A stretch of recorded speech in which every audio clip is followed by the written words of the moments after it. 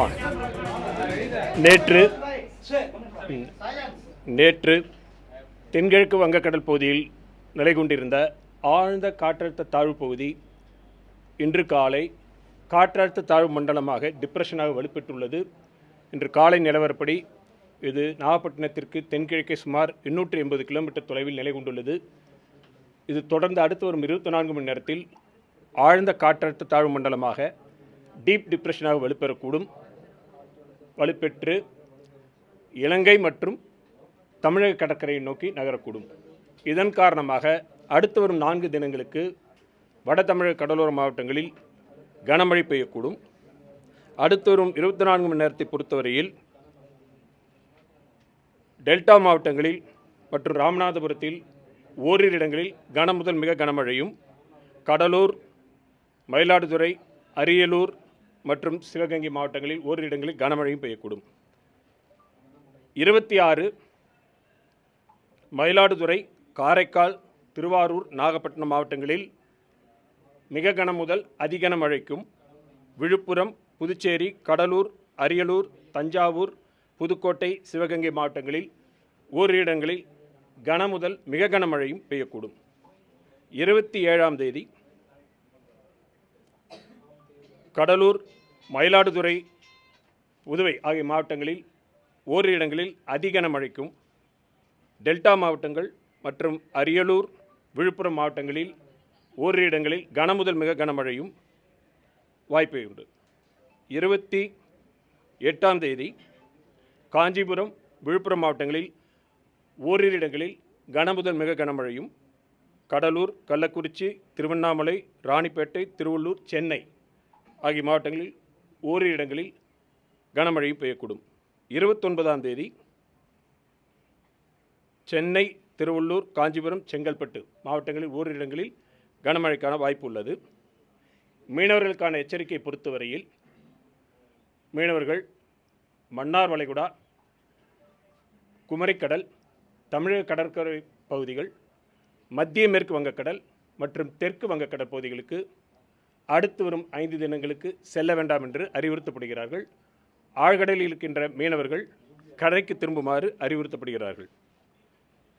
வடகிழக்கு பருவமழையை பொறுத்தவரையில் தமிழகம், புதுவை, காரைக்கால் பகுதிகளில் பதிவான மழையின் அளவு 327 மில்லிமீட்டர் கடந்த அக்டோபர் 1 முதல் இன்று வரையான காலகட்டத்தில்.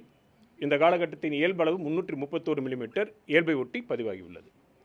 ஓகேங்களா? அதாவது நமக்கு வெல்மார்க் லோ ப்ரெஷராக இருந்தது, டிப்ரெஷனாக வலுப்பெற்றிருக்கு, தொடர்ந்து டீப் டிப்ரெஷனாக வலுப்பெறும். தென் நமக்கு இலங்கை மற்றும் தமிழக கடற்கரை நோக்கி நகரக்கூடும் அடுத்து அந்த 2 தினங்களுக்கு சொல்லியிருக்கோம். மீனவர்களுக்கு புயலாக வலுவதற்கான வாய்ப்புகள் குறித்து தொடர்ந்து கண்காணித்து தெரிவிக்கப்படும். தற்பொழுது நிலையில் டீப் டிப்ரெஷன் வரைக்கும் சொல்லியிருக்கு. ஆமாம், அதான் கனமழை மிக கனமழையில் சொல்லியிருக்கிறோம். அந்த கனமழைக்கான வாய்ப்புகள் எல்லாமே சொல்லியிருக்கிறோம். நம்ம மாவட்டங்கள் வழியாக சொல்லியிருக்கிறோம். அந்தந்த மாவட்டங்களை பொறுத்த வரைக்கும் கனமழைக்கான வாய்ப்புகள் கொடுத்துருக்கு. எதுவுமே சொல்லலை, எதுவுமே இது பண்ணலை. தற்போதைய நிலவரப்படி பார்த்தீங்கன்னா இந்த சிஸ்டம் இன்னும் ஈக்குவட்டோரியல் ட்ரஃப் என்று சொல்லக்கூடிய அதில் இருக்குது. அதிலிருந்து விடுபட வேண்டும். அதாவது மல்டி ஃபேக்டர்ஸ் மல்டி டைரக்ஷனில் ஒர்க் ஆகிட்டு இருக்கிறதுனால we have to wait and watch. சிஸ்டத்தை தொடர்ந்து கண்காணிக்கணும். எம்ஜேஓ மேற்கிலிருந்து கிழக்காக நகர்ந்து செல்லக்கூடியது வலுவாக இருக்கிறது. அதே சமயம் கிழக்கிலிருந்து மேற்காக நகர்ந்து சொல்லக்கூடிய ஈக்குவட்டோரியல் ராஸ்வி வேஸ் போயிட்டுருக்கு. ஒன்று கிழக்கிலிருந்து மேற்காக நகர்கிறது, இன்னொன்று மேற்கிலிருந்து கிழக்காக நகரக்கூடியது. மேலும் மத்திய வளிமண்டலத்தின் மத்திய பகுதியை பார்க்கின்ற பொழுது மேற்கு திசையிலிருந்து வெஸ்டர்லி ட்ரஃப் வருது. அது தொடர்ந்து சிஸ்டம் இலங்கை கடற்கரைக்கு வரும் பொழுது நிலப்பகுதியோட தொடர்பு கொள்ளப்படுகிறது. So multi factor multi direction இருக்கிறதுனால சிஸ்டம் ஈக்குவட்டோரியல் ட்ரஃபில் இருக்குது. அது கன்வர்ஜென்ஸ் நல்லா இருக்குது, டைவர்ஜென்ஸ் அதிகமாக இருக்குது. அதே சமயம் எதிர் திசையில் செல்லக்கூடிய நிகழ்வுகள் நடந்து கொண்டு இருக்கிறது. மேலும் வெஸ்டர்லி ட்ரஃப்பும் வரக்கூடிய சூழ்நிலை இருக்கிறனால் கண்காணித்து தொடர்ந்து அடுத்து வரக்கூடிய வாய்ப்புகள் தெரிவிக்கப்பட்டது. சாம்பிள்ஸ்லாம் காட்டும்போது நிறைய டிஃபரன்ஸ் இருக்கிறத பார்க்க முடியுது. ஐஎம்டி அதை கிளாரிட்டி சொல்லியிருந்தாங்க. ஸோ இந்த மாதிரி நம்ம இதுக்கு முன்னாடி எக்ஸ்பெரிமெண்ட் பண்ணியிருக்கோமா சார்? புயல் இந்த மாதிரியான ஒவ்வொரு புயலும் ஒரு வகையானது. அதான் இப்போ நம்ம சொல்கிறோம் பார்த்தீங்களா, இப்போ இருக்க சூழ்நிலையில் ஒரு புயலுக்கு பொறுத்த வரைக்கும் வெப்பநிலை, கடல் வெப்பநிலை, அதனுடைய கீழ்ப்பகுதியில் காற்று குவிதல், மேல் பகுதியில் காற்று விரிவடையக்கூடிய தன்மை, அது மத்திய பகுதியில் அதனுடைய ஈரப்பதம் செல்வது, மற்ற நிகழ்வுகள் இதெல்லாம் சேர்ந்து தான் முடிவு பண்ணும். அதனால் ஒவ்வொரு வெரைட்டியாக இருக்கக்கூடிய சூழ்நிலை இருக்குது. இதே மாதிரி எக்ஸாஸ்ட் சிஸ்டம் சொல்ல முடியாது. பெத்தாய் சில சமயங்கள் வந்த பொழுது அது மாதிரி ஈஸ்ட்டில் மூவ் பண்ணிவிட்டு பிறகு கடற்கரை ஒட்டி போன மாதிரி நிலையெல்லாம் இருந்திருக்கு. ஒவ்வொரு டைப்பும் ஒரு டைப்பாக இருக்கும். தொடர்ந்து கண்காணித்து தெரிவிப்போம். இப்போ நமக்கு மழைக்கு வாய்ப்பு சொல்லியிருக்கோம் சார். ஆமாம், இன்னைக்கு கால வரைக்கும் கூட சென்னை உள்ளிட்ட வட மாவட்டங்களில் இந்த பனியோட போகிறது. ஏன்னா சிஸ்டம் வந்து இன்னும் டீப்பாக இருக்கும் பொழுது அதனை ஒட்டி வட மாநிலங்களிலிருந்து அந்த காற்று, வடதிசை காற்று வீசுகின்ற பொழுது உங்களுக்கு அந்த சிறு அந்த இந்த நிலை இருக்கும். இயல்பாக இருந்தாலும் பல ஊர்களுக்கு தண்ணீரோட தேவை இருக்குது. ஏரி குளங்களும் இந்த மழை நமக்கு நல்ல ஒரு வாய்ப்பு தரும். மழைக்கு ஆமாம், இப்போ இருக்கக்கூடிய இந்த சூழ்நிலை, இந்த நிலை தொடர்கின்ற பொழுது அடுத்த வரும் 5 தினங்களுக்கு குறிப்பாக கடலோர மாவட்டங்களுக்கு நல்ல மழை தரக்கூடிய வாய்ப்பு இருக்கிறது. உள் மாவட்டங்களுக்கு எப்போ மழை? சென்னைக்கு வந்து 27, 28 தேதியில் சொல்லியிருக்கோம். நம்ம 27, 28 தேதிகளில் வந்து சென்னைக்கான மழை, கனமழைக்கான வாய்ப்பு இருக்குது. சிஸ்டம், ஆமாம், சிஸ்டம் வந்து நகர்ந்து வருகின்ற பொழுது அதனுடைய ஒட்டி வரக்கூடிய சிஸ்டத்தை பொறுத்து இருக்குது. அது வட திசையில் நகரும் பொழுது தான் நமக்கு இன்னும் வாய்ப்பு அதிகரிக்கும். உள் மாவட்டங்களுக்கு எப்போ மழைக்கான வாய்ப்பு? தற்போது நிலை இதுதான். இதனுடைய ஒட்டி இருக்கக்கூடிய கிளவுட் பேண்ட்ஸ் ஏதாவது உள்ளே போனால் மழை இருக்கக்கூடிய வாய்ப்பு இருக்கலாம், அல்லது இந்த சிஸ்டம் கடந்து உள்ளே போனால் மழை இருக்கலாம். ஆன்டி சைக்ளோன் விட முதல்ல இந்த ட்ரஃப் தான் முக்கியம். ஃபர்ஸ்ட் இந்த சிஸ்டம் வந்து நான் முன்னாடி சொன்ன மாதிரி கிழக்கிலிருந்து மேற்கா நகர்ந்து சொல்லக்கூடிய இக்குட்டல் ராஸ்வி வெஸ்ட்டில் எடுத்துகிட்டு போகணும். அதே சமயம் மேற்கிலிருந்து கிழக்கா நகர்ந்து சொல்லக்கூடிய எம்ஜேவுடைய இம்பேக்ட் இருக்குது, வெஸ்டர்லி ட்ரஃப் இருக்குது, எல்லாத்துக்கும் இடையில் இருக்குது. லேண்ட் இன்ட்ராக்ஷன்ஸ் வருது. அதுக்கப்புறம் வடபகுதியில் அந்த வெஸ்டர்லி ட்ரஃப் வரும்பொழுது அதற்குள்ளே சிஸ்டத்துக்குள்ளே குளிர்ந்த காற்று செல்லக்கூடிய சூழ்நிலை இருக்குது. Multi factors, multi directional work ஆகிறதுனால கண்காணித்து தொடர்ந்து தெரியும்.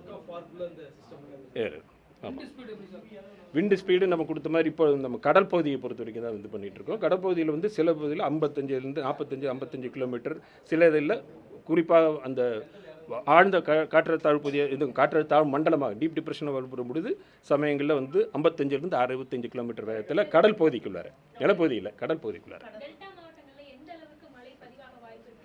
டெல்டா மாவட்டங்களில் நம்ம சொல்லியிருக்கிறோம். டெல்டா மாவட்டங்கள் பொறுத்த வரைக்கும் 27, 28 தேதியில் ஓரிரு இடங்களில் அதிக கனமழைக்கான வாய்ப்பு இருக்குது நமக்கு வந்து டெல்டா மாவட்டங்களில். அது ஒட்டியுள்ள மாவட்டங்களில் கன முதல் மிக கனமழையும் பெய்யக்கூடும். ஓகே, சொல்லியிருக்கோம்.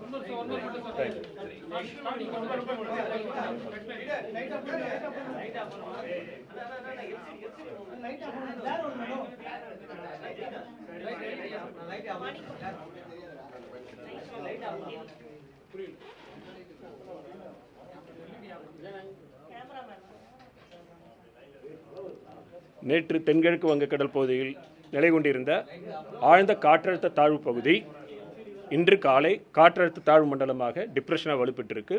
இது தொடர்ந்து அடுத்து வரும் 24 மணி நேரத்தில் ஆழ்ந்த காற்றழுத்த தாழ்வு மண்டலமாக டீப் டிப்ரெஷனாக வலுப்பெறக்கூடும். இதன் காரணமாக அடுத்து வரும் 4 தினங்களுக்கு நமக்கு கடலோர மாவட்டங்களில் கனமழைக்கான வாய்ப்பு இருக்குது. தற்போது நிலவரப்படி பார்க்குறோம், அந்த மேகக்கூட்டங்களுடைய அமைப்பு பார்க்குறோம். பிறகு அந்த ட்ராக், அதனுடைய பாதை, காற்றழுத்த தாழ்வு மண்டலத்துடைய பாதை கொடுக்கப்பட்டிருக்கிறது. அதைத் தொடர்ந்து வரக்கூடிய கனமழைக்கான வாய்ப்பு, அதன் கனமழைக்கான வாய்ப்பு நம்ம சொல்லியிருக்கிறோம்.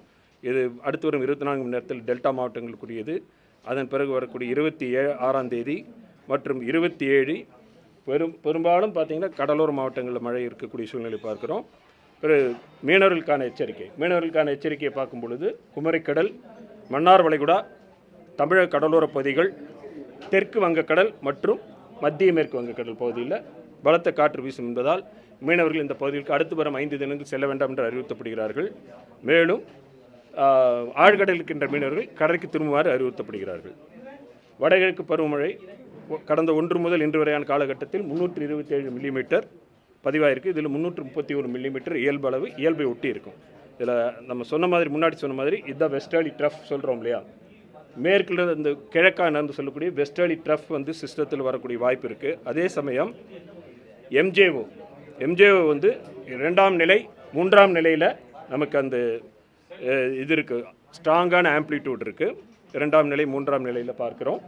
அதை தவிர்த்து கிழக்கிலிருந்து மேற்காக நகர்ந்து செல்லக்கூடிய ஈக்குட்டோரியல் ராஸ்பி வேஸ், அதை பொறுத்த வரைக்கும் சிஸ்டம் வந்து சில சமயங்களில் நகர்ந்து சொல்லக்கூடிய சூழ்நிலை பார்க்குறோம். இதெல்லாம் இன்ஸ்ட்ரக்ஷன்ஸ், இதெல்லாம் முடிவு பண்ணி தான் சிஸ்டத்தை இது பண்ணோம். Okay, thank you.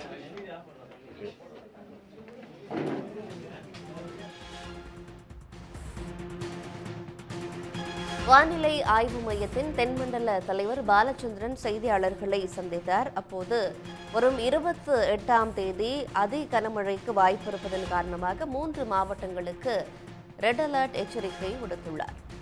உடனுக்குடன் செய்திகளை தெரிந்து கொள்ள சன் நியூஸ் பெல் ஐகானை கிளிக் பண்ணுங்க.